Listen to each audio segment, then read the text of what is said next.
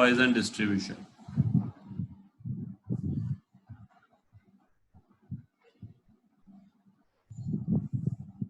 हाँ जी बेटा, पॉइजन डिस्ट्रीब्यूशन के कॉन्स्टेंट्स कौन कौन से हैं?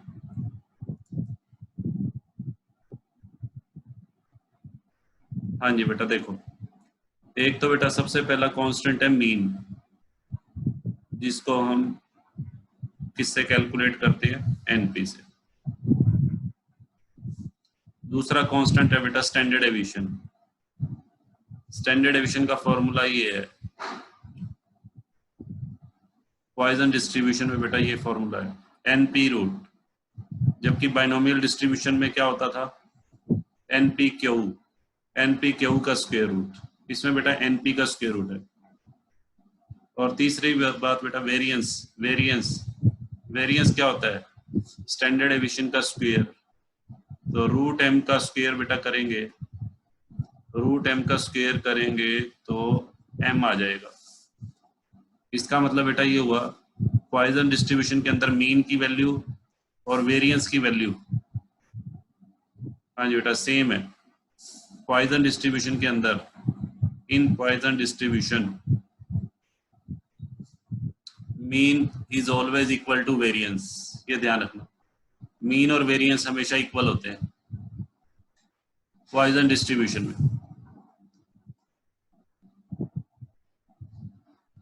हाँ जी बेटा, इसके अलावा बेटा एक आपको वो बताया था कर्टिसिस। हाँ जी बेटा, कर्टिसिस कैसे फाइंड आउट करना है? मोमेंट कोफिशिएंट ऑफ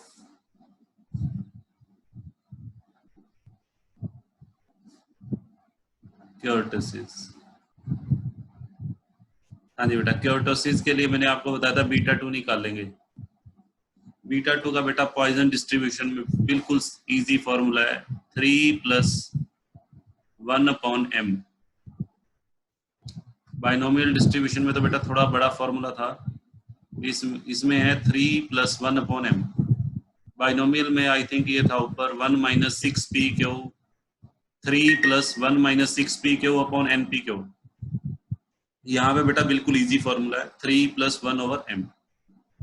और फिर वही बात ध्यान रखनी है, अगर बीटा 2 की वैल्यू इक्वल टू 3 आ जाए तो मेसोकर्टिक, लेस देन 3 आ जाए तो प्लेटिकर्टिक, और ग्रेटर देन 3 आ जाए तो बेटा लेप्टो। 3 बताए थे ना, प्लेटिकर्टिक, मेसोकर्टिक और लेप्टोकर्टिक। उसकी जजमेंट कर लेंगे हम बीटा 2 की वैल्यू से। हाँ जी बेटा, उसके बाद moment coefficient of skewness.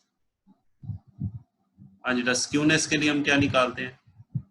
Skewness के लिए बेटा ये निकलेगा बीटा 1 रूट।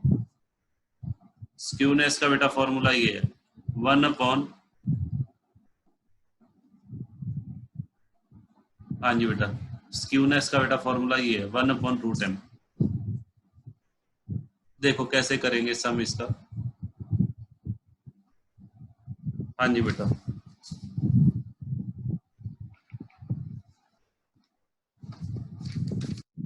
देखो बेटा एक सम ले रहा हूं मैं इसका।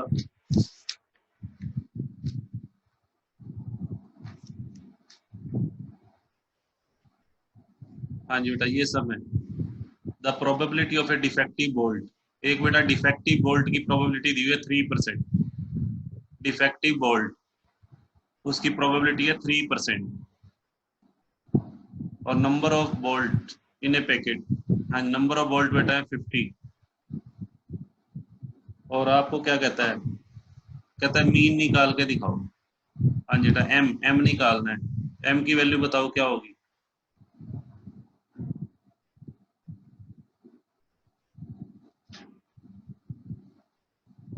हाँ जी बेटा, 1.5 आ गया। मीन आ गया बेटा 1.5। सेकंड नंबर पे बेटा, और मीन के बाद और पूछा हुआ है आपसे स्टैंडर्ड डेविएशन निकालो। तो स्टैंडर्ड डेविएशन का फॉर्मूला क्या होता है? Root m. तो इसका 1.5 का रूट कर दो, बताओ जी कितना आएगा? 1.5 रूट 1.2247 या 1.225 भी लिख सकते हैं। हाँ जी, थर्ड नंबर पे क्या निकालेंगे? वेरिएंस। वेरिएंस क्या होता है? Variance is equal to mean. तो वैल्यू वही आ जाएगी 1.5। हाँ जी बेटा, फोर्थ नंबर पे आपसे पूछा हुआ है मोमेंट कोफिशिएंट ऑफ कर्टिसिस। कर्टिसिस कैसे निकालना? कर्टिसिस के लिए बीटा 2 निकालते हैं, 3+1/m। हाँ जी बेटा, वैल्यू पुट कर दो, 3+1/m। m की वैल्यू है 1.5। इसको बेटा सोल्व कर लो, 1/1.5 कितना आएगा? या इसका एलसीएम ले लो, 4.5 + 1/1.5, ये आ जाएगा 5.5/1.5। कैलकुलेट करना कितना आ रहा है? 5.5/1.5। कैलकुलेट करो इसको।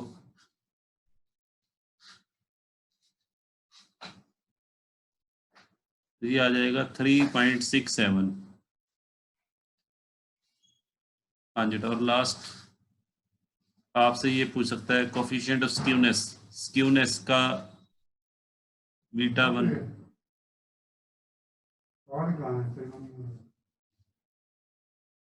कौन सा का? पता नहीं, मेरे को नहीं। हाँ जी बेटा, 1/√m। तो 1/1.5 रूट। हाँ जी बेटा, 1/1.2247। इसको डिवाइड कर लो, ये आ जाएगा 0.816, अप्रोक्सीमेट 0.82 कह सकते हो।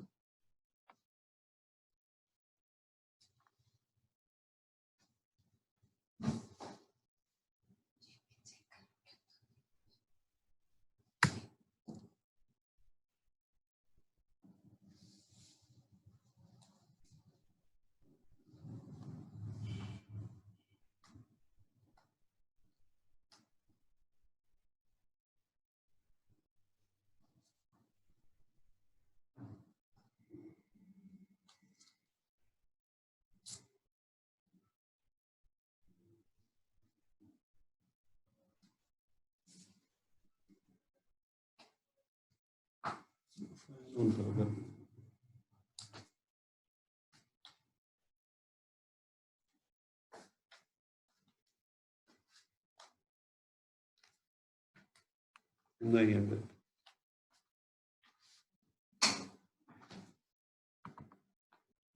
हाँ जी बेटा, बताओ, ठीक है यहाँ तक?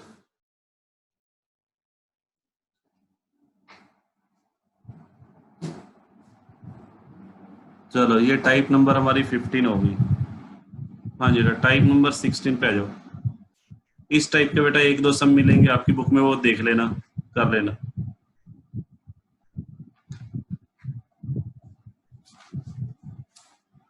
अच्छा ये बताओ, यहाँ पे मैंने बीटा 2 की वैल्यू 3.67 आई थी, तो डिस्ट्रीब्यूशन कैसा है? मेसोकर्टिक है, प्लेटिकर्टिक है, या लेप्टो? हाँ जी बेटा, कौन सा बनेगा, मेसो, प्लेटी या लेप्टो? लिख के बताओ चैट बॉक्स में। हाँ, लेप्टोकर्टिक, वेरी गुड। चलो, और बेटा ये आ रहा है 0.82। 0.82 का मतलब पॉजिटिवली स्क्यूड। पॉजिटिवली स्क्यूड, ठीक है। चलो,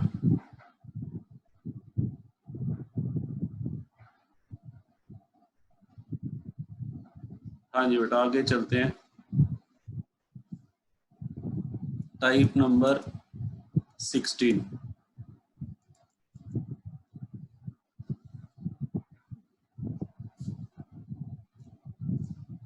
लिखो calculation of mean and variance.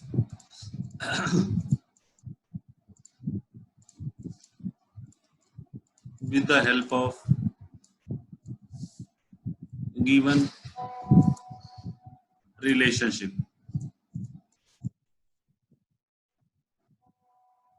हाँ जी बेटा, देखो कैसे करेंगे।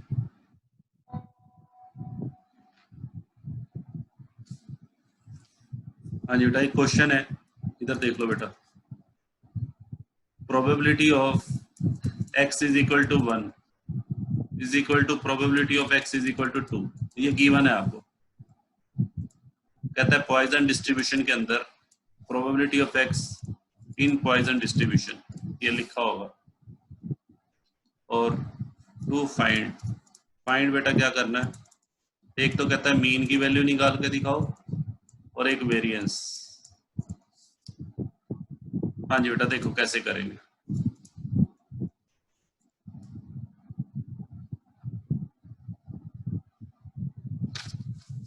हाँ जी बेटा, सबसे पहले गिवन को ले लो।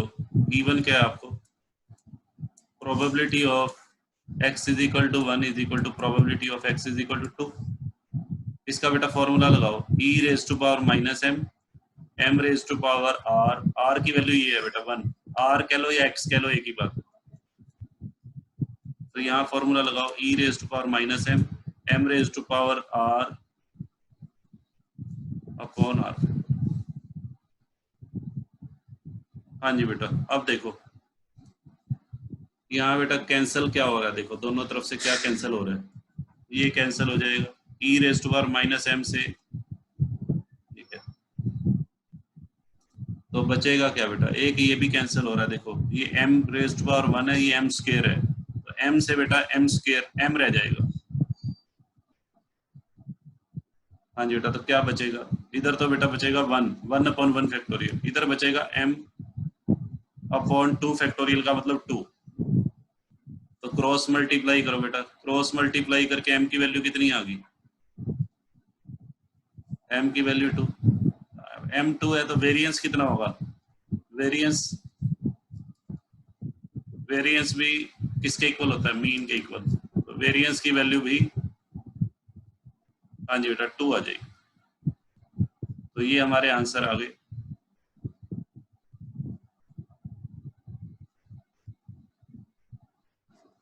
लो बेटा, ऐसा एक सम करके दिखाओ, ऐसा एक सम करके दिखाओ, मैं दे रहा हूँ।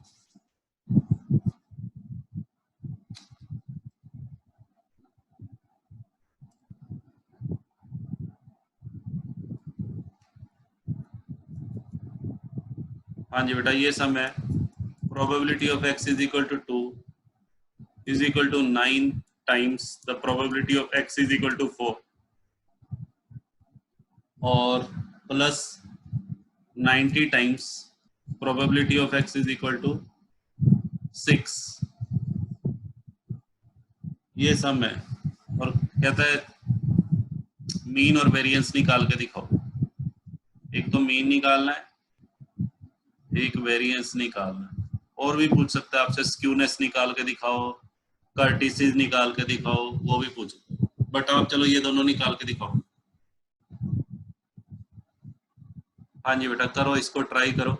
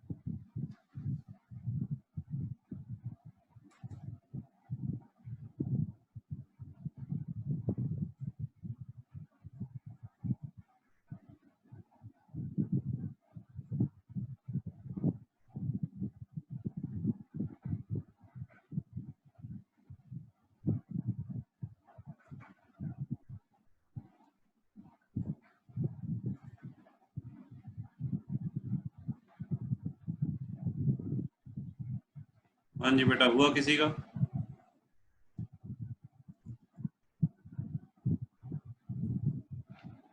इधर देखो कैसे करेंगे। हाँ जी बेटा, इधर देखो। पहले बेटा इसका फॉर्मूला लगाओ, e raise to power minus m, m raise to power 2 upon 2 factorial. इधर बेटा अब इस पे लगाओ, e raise to power minus m, m raise to power 4 upon 4 factorial. इस पे लगाओ बेटा, e raise to power minus m raise to power 6 upon 6 factorial. हाँ, रितिका का सही है। रितिका देखो, इधर देखो। हाँ जी बेटा, अब देखो यहाँ पे बेटा, ये देखो, e raise to power minus m square upon 2 factorial. Right side में देखो क्या कॉमन आ रहा है। राइट साइड में दो टर्म है, इसमें एक तो e raise to power minus m common आ रहा है, एक m raise to power 4 common आ रहा है। अंदर बेटा क्या बचेगा, यहाँ बचेगा 9 अपॉन 4 फैक्टोरियल, यहाँ बचेगा 90 एम स्क्वेयर अपॉन 6 फैक्टोरियल।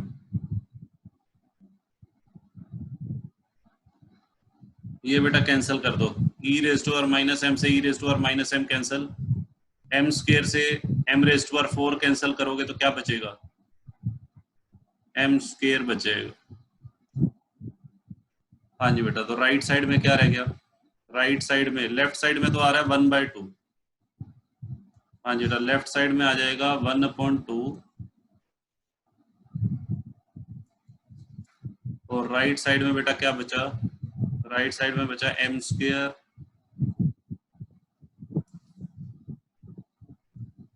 अंदर बेटा क्या आ रहा है 9/4 factorial plus 90 m square bye,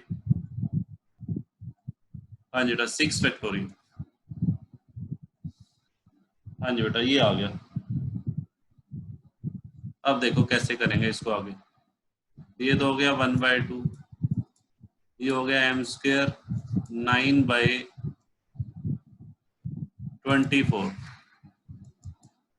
ये बेटा हो गया 90 एम स्क्वेयर अपॉन 720।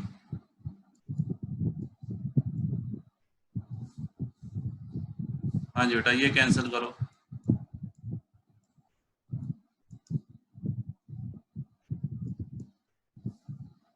तो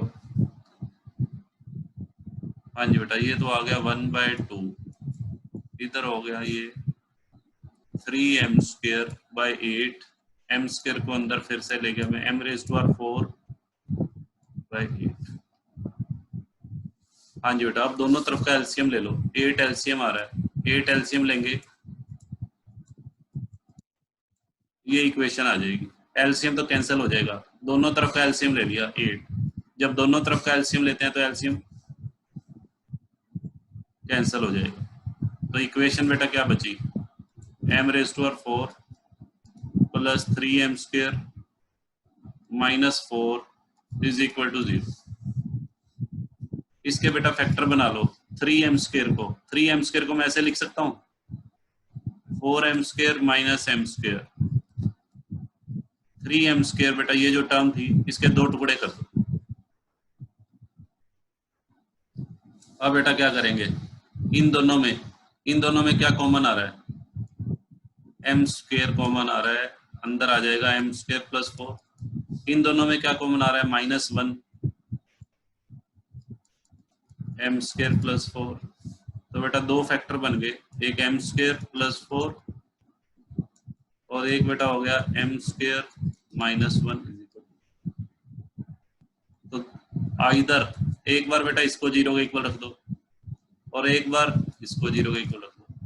ये तो बेटा इम्पॉसिबल है, इम्पॉसिबल, ये रिजेक्ट हो जाएगा। एम स्क्वेयर प्लस 4 कभी भी बेटा 0 के इक्वल नहीं हो सकता।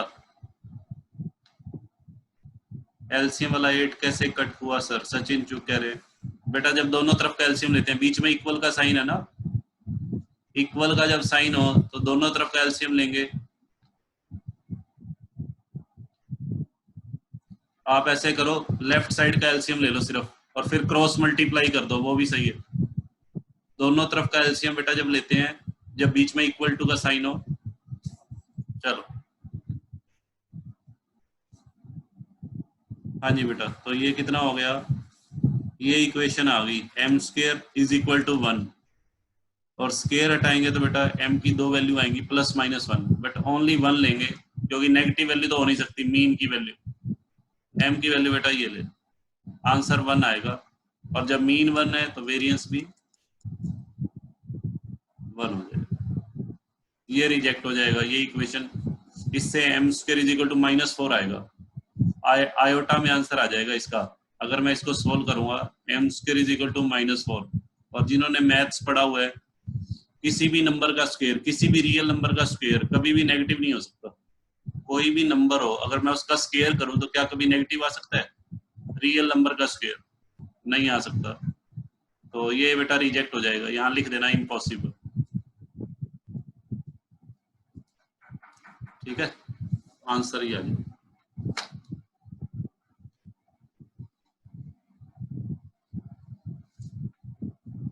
बताओ जी बेटा, यहाँ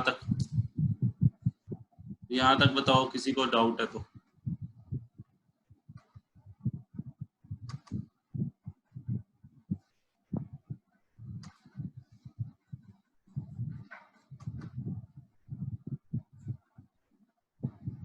तो इसके साथ ही बेटा हमारा पॉइजन डिस्ट्रीब्यूशन ओवर हो गया।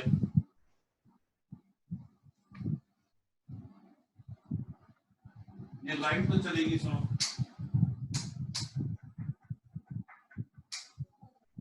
अच्छा ठीक है, हो।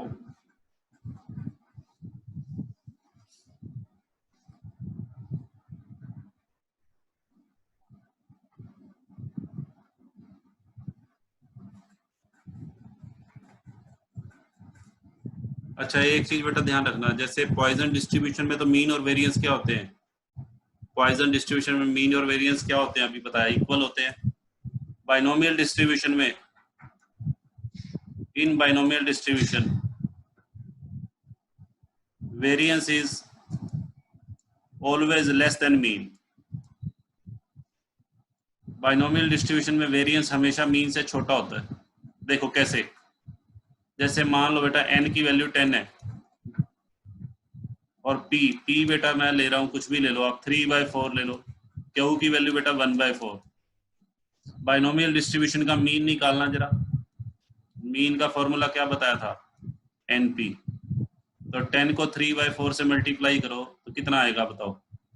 10 इंटू 3/4 7.5। वेरिएंस निकालो बेटा, variance of binomial distribution npq करना जरा, 10 इंटू 3/4 इंटू 1/4,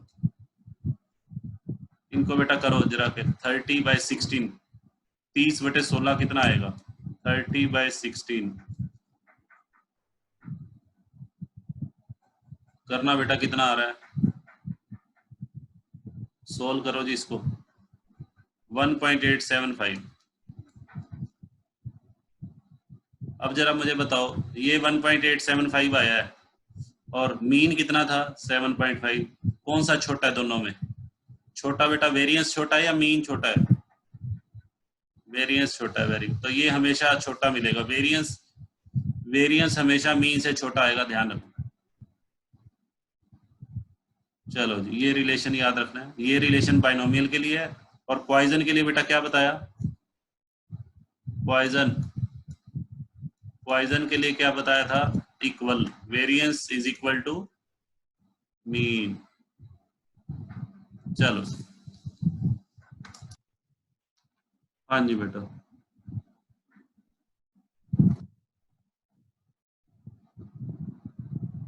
आगे चलें।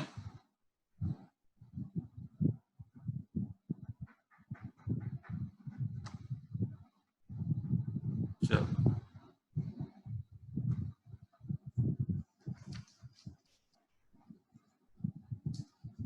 पॉइजन डिस्ट्रीब्यूशन के बेटा बचे हुए सम कर लेना, 2-3 सम बचे हुए थे वो कर लेना, ठीक है? और अगर कोई डाउट आए तो पूछ लेना। अब आ जाओ आगे। एक सम बेटा और करवा रहा हूं मैं, पॉइजन डिस्ट्रीब्यूशन का लास्ट सम।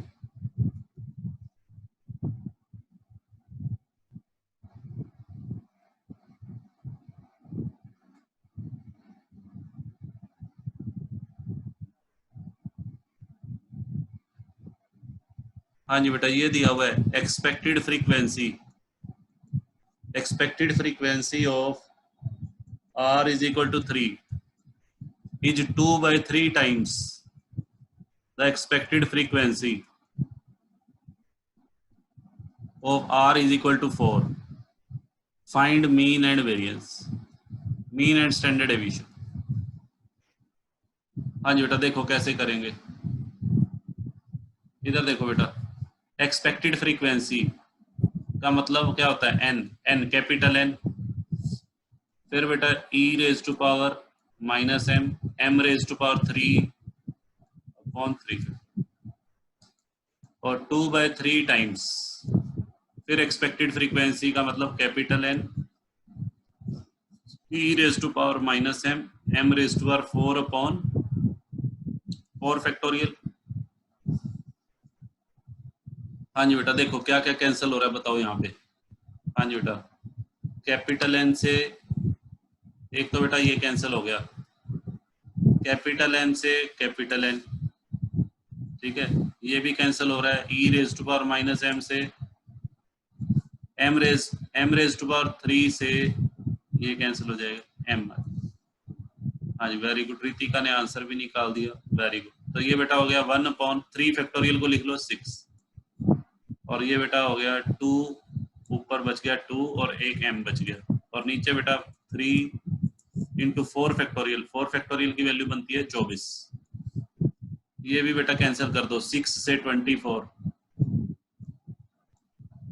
तो ये बेटा आ गया 1 इज इक्वल टू 2m/12। तो 2m is equal to 12, m की वैल्यू बेटा आ जाएगी 12/2। ये बेटा हमारा आंसर हो जाएगा।